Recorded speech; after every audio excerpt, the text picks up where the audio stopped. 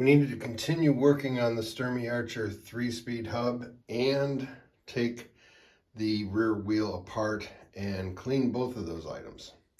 That's what's happening on this episode of Featherstone Bicycles.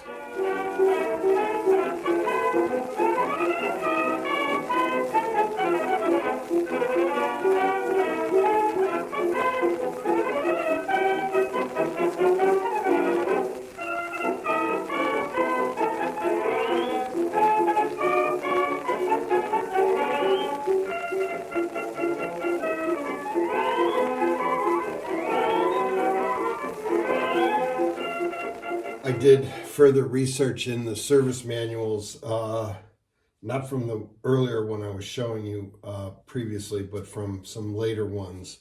And you can just pry this dust cap up using a flat screwdriver.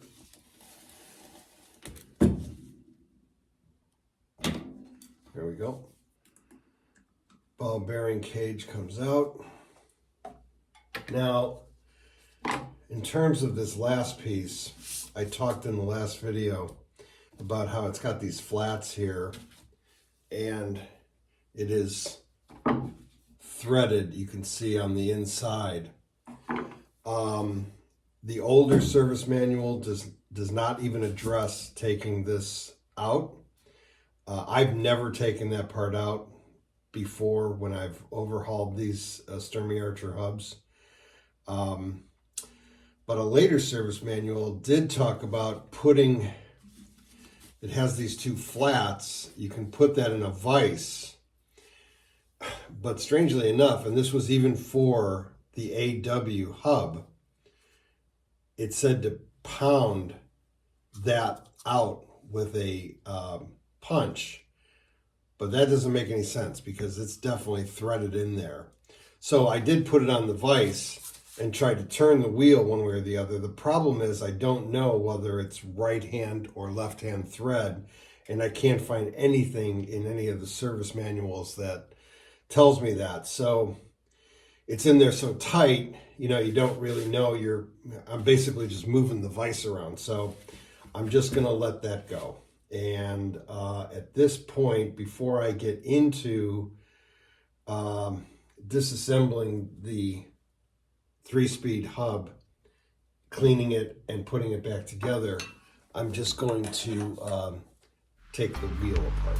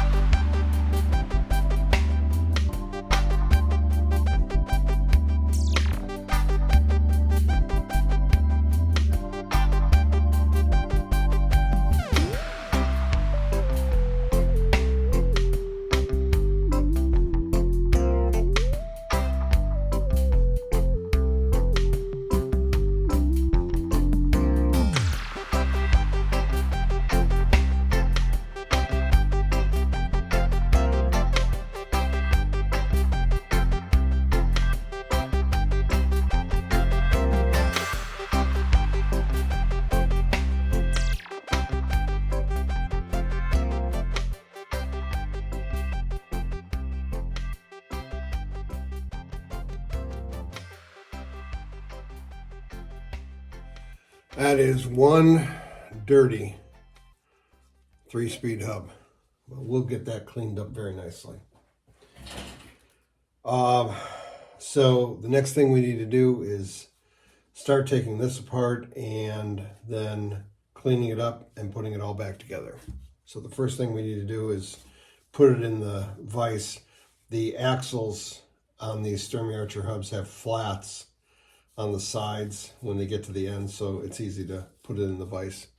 If you've been with the channel for a long time, you may recall the story I told about Mike, the guy who owns the bike shop, who is the owner of this bike, told the story about when he was at the Schwinn service school and they were going over how to work on the Sturmey Archer 3-speed hub. The instructor made them first take it apart completely. And I'm talking about even the gears out of here and the pawls and all the ball bearings and everything, and the pawls out of here. And then they had to reassemble it. So of course, all the people in the class had everything laid out sort of in an exploded diagram fashion. And then he said, well, let's take a break and go to lunch. And then while they were gone to lunch, he came back and rearranged everybody's parts. So they had to figure it out, logically. But we're not going to do that. We're going to clean these parts individually and then put them back on the bench here, and then we can know the right order that everything goes back together, because we're not in school.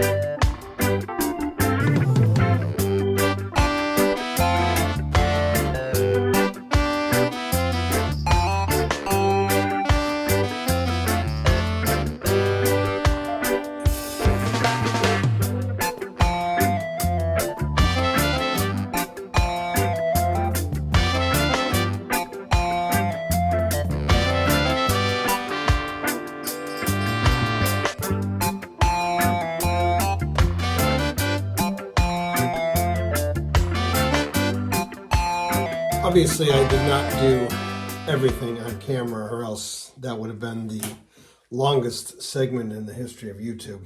Maybe not, but you know what I mean. I cleaned up the hub in the parts washer.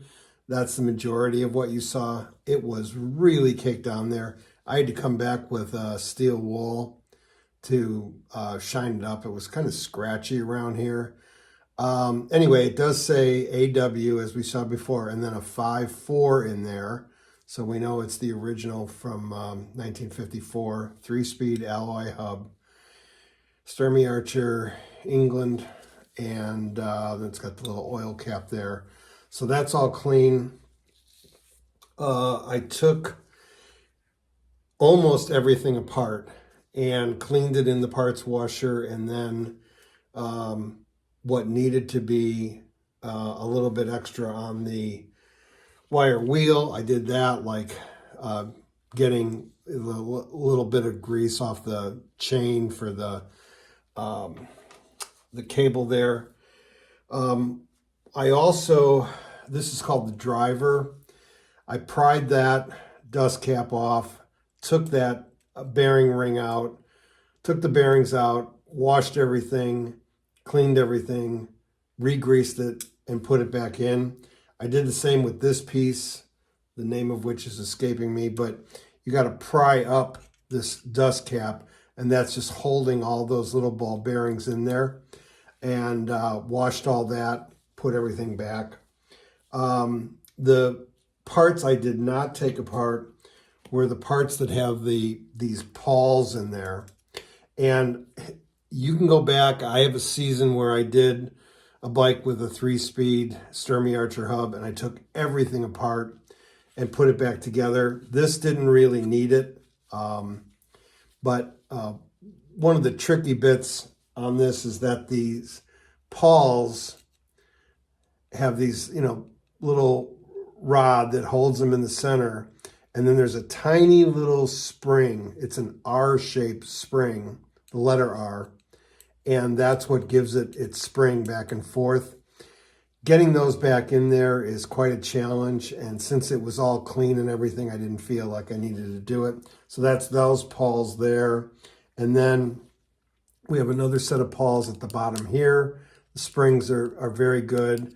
I did put a little drop of oil in there, that sticky oil. The name of it is escaping me right now.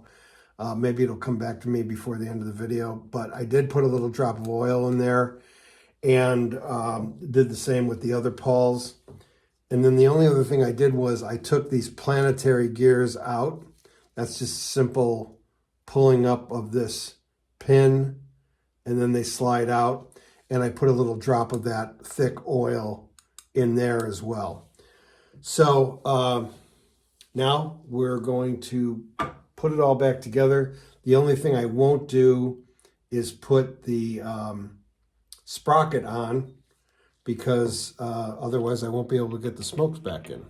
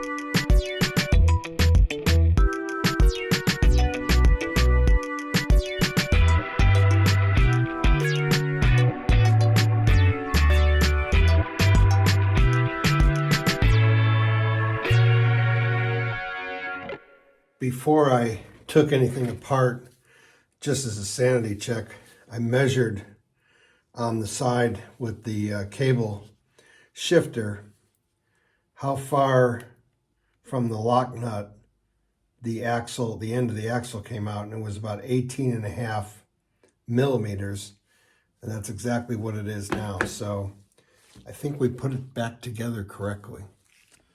Now let's see how the bottom bracket bearings are doing. They've been soaking for quite a while.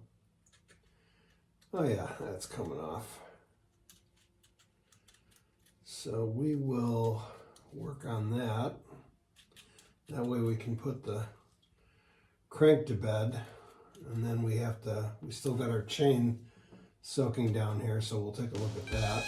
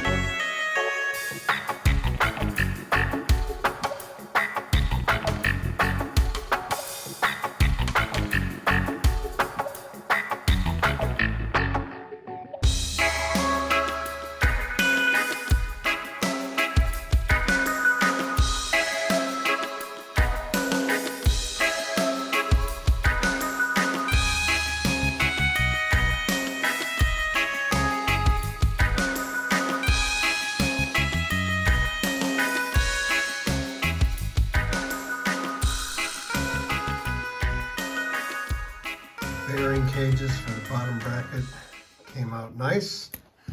And the chain, after having soaked for a couple days in the solvent, and then, as you saw, running it back through the chain cleaner from Park Tool, came out really nice. So my last steps here on the chain is going to be putting it in the bowl and then putting the one-step finish line, one-step chain lube, flipping it over,